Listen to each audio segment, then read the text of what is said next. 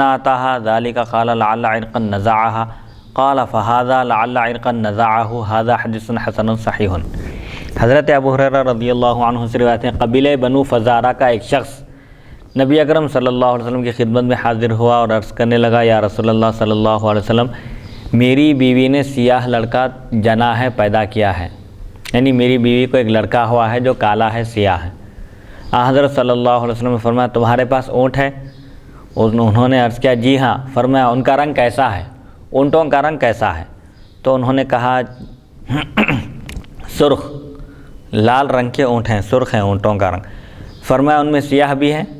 یعنی ان اونٹوں میں ایک آدھ کالا اونٹ بھی ہے؟ تو انہوں نے عرض کیا، جی ہاں، سیاہ رنگ کے بھی ہے، کالے رنگ کے بھی اونٹ موجود ہیں۔ آپ نے فرمایا، ان میں یہ رنگ کہاں سے آ گیا؟ لال اونٹوں کی اولاد ہے تو وہ کالے کیسے ہو گئے؟ لال اونٹوں کی اولاد ہے تو لال ہی ہونا چاہیے نا۔ تو مطلب یہ ہے کہ اگر گورے انسان ہیں تو ان کی اولاد بھی گوری ہونا ضروری نہیں ہے۔ اب جیسے بعض جگہ ہوتا، دیکھیے ایک دم تضاد رہتا، دو بہنیں رہتی یا دو بھائیاں رہتے، ایک کا کلر فیر رہتا، ایک کا کلر سیاہ رہتا، تو اس سے کچھ فرق نہیں پڑتا۔ حضور ان کو سمجھانے کے لیے کہ وہ صحابی آ کر عرض کیے کہ میری بیوی کو ایک لڑکا ہوا ہے جو کالا ہے، تو اس کا مطلب یہ ہوا کہ انہوں انکار کر رہے ہیں کہ وہ میری اولاد نہیں ہو، میرا لڑکا نہیں ہو۔ تو حضور ان کو سمجھائے کہ دیکھو تمہارے پاس اونٹ ہے، تو اونٹوں میں کچھ سرخ بھی ہیں، اونٹوں کا رنگ پوچھے پہلے، سرخ ہے بتائے، تو ان میں کچھ کالے بھی ہے کیا پوچھے، اور کالے اور رنگ کے بھی اونٹ ہیں۔ تو حضور پھر فرماتے ہیں ان سے، آپ نے فرمایا، ان میں یہ رنگ کہاں سے آ گیا؟ لال اونٹوں کی اولاد ہے، وہ بچے ہیں تو لال ہی ہونا چاہیے نا، پھر کالے کیسے ہو گئے؟ یہ رنگ ان کے اندر کہاں سے آ گیا؟ تو انہوں نے کہا، اس شخص نے عرض کیا کہ شاید کسی رگ نے اسے کھینچا ہوگا، ایک آدھ کوئی اوپر تھے ہوں گے کالے، ان کا اثر اس میں آ گیا۔ تو حضور اکرم صلی اللہ علیہ وسلم نے فرمایا، شاید اسے بھی کسی رگ نے کھینچا ہو سکتا ہے کہ ان کے آبا و اجداد میں بھی اوپر کے سلسلے میں کوئی سیاہ رنگ کے تھے ہوں گے، کالے تھے ہوں گے، تو اس وجہ سے یہ کالے ہیں۔ تو اس سے کالے اور گورے کا فرق تو حضرت پاک علیہ الصلوۃ والسلام ختم فرما دیا اور فرمائیں کہ نہ کسی عربی کو کوئی عجمی پر فضیلت حاصل ہے اور نہ ہی کسی گورے کو کالے پر۔ اللہ کے پاس کالے اور گورے کا اعتبار نہیں، وہاں پر تقوی کا اعتبار ہے۔ اللہ تعالیٰ نہ تمہارے جسموں کو دیکھتا ہے اور نہ ہی تمہاری ظاہری شکل و صورت کو، بلکہ وہ تمہارے دلوں کو دیکھتا ہے۔ جیسا کہ حضرت اسامہ بن زید رضی اللہ عنہ کا واقعہ بھی آگے آ رہا، اس میں انشاءاللہ تشریح کی جائے گی اس میں۔ تو حضرت پاک علیہ الصلوۃ والسلام نے یہاں پر ان کو اس تمثیل کے ذریعے ایک مثال دے کر سمجھایا اور فرمایا کہ لڑکے کی نفی کرنا مناسب نہیں ہے، کیونکہ لڑکے کی نفی کرنے کا مطلب یہ ہے کہ وہ اپنی بیوی پر زنا کی تہمت لگا رہا ہے۔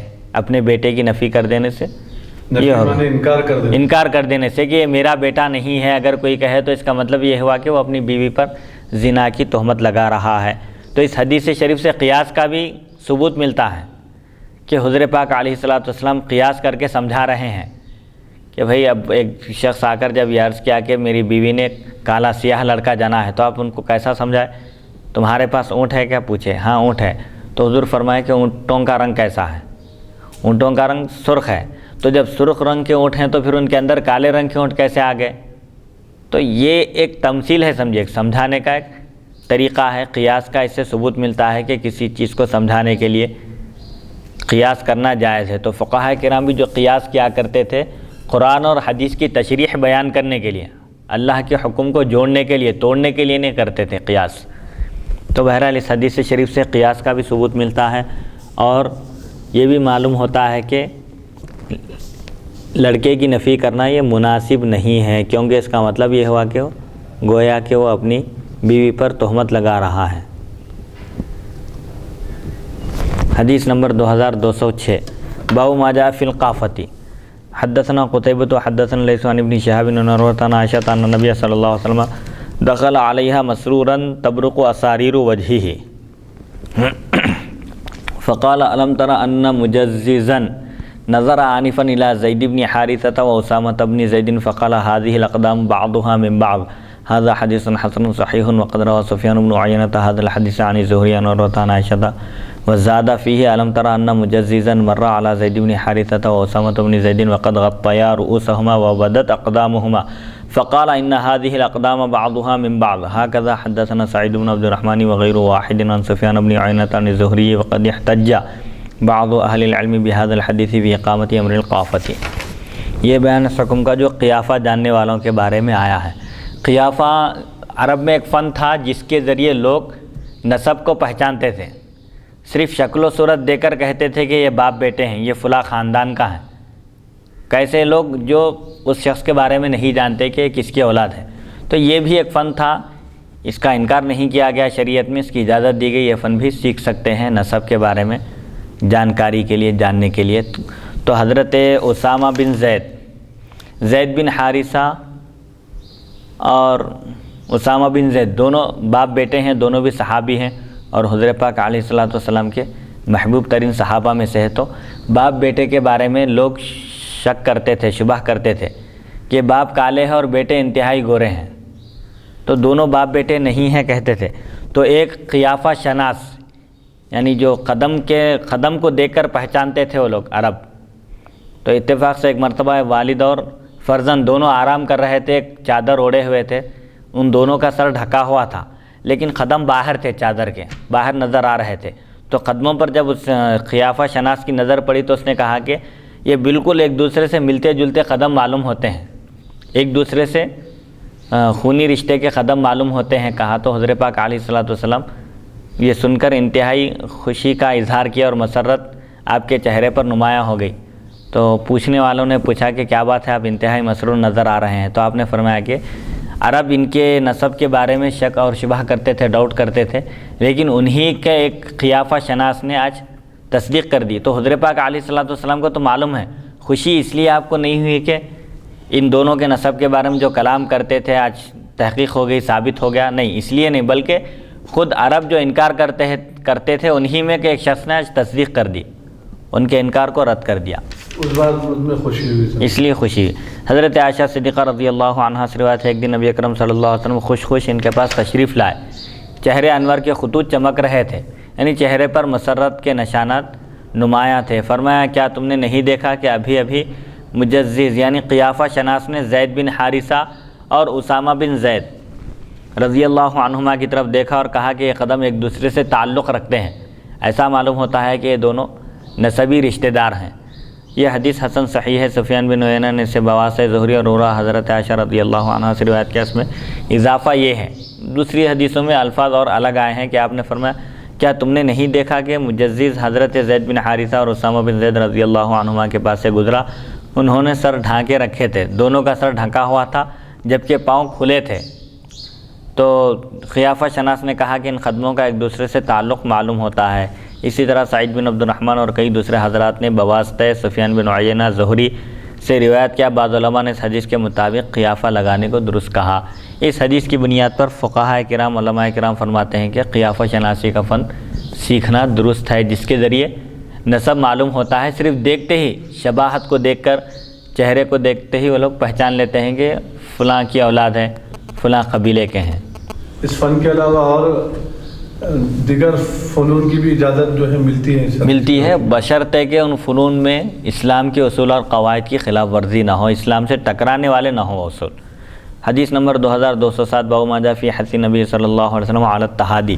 حدثنا ازہر بن مروان البصری حدثنا محمد بن سوائن حدثنا ابو معاشر عن سعید بن ابی ہریرہ عن النبی صلی اللہ علیہ وسلم قال تحادوا فإن الہدیۃ تذهب وحر الصدر ولا تحقرن جارۃ لجارتها ولو شق فرس شاة۔ هذا حدیث غریب من هذا وابو معاشر اسمه نجیح مولى بنی ہاشم وقد تکلم فیہ بعض اہل العلم من قبل حفظہ۔ نبی اکرم صلی اللہ علیہ وسلم کا آپس میں ایک دوسرے کو تحفہ دینے پر رغبت دلانا، آپس میں ایک دوسرے کو تحفہ دیتے رہو کیونکہ اس سے دلوں کا کینہ دور ہوتا ہے اور محبت بڑھتی ہے۔ تہادوا تحابوا، حدیث شریف میں آیا کہ تحفہ دینے سے آپسی تعلقات بڑھتے ہیں، محبت بڑھتی ہے۔ حضرت ابو ہریرہ رضی اللہ عنہ سے روایت ہے، رسول اکرم صلی اللہ علیہ وسلم نے ارشاد فرمایا ایک دوسرے کو تحائف دیا کرو، خالی قبول کرنا نہیں ہے۔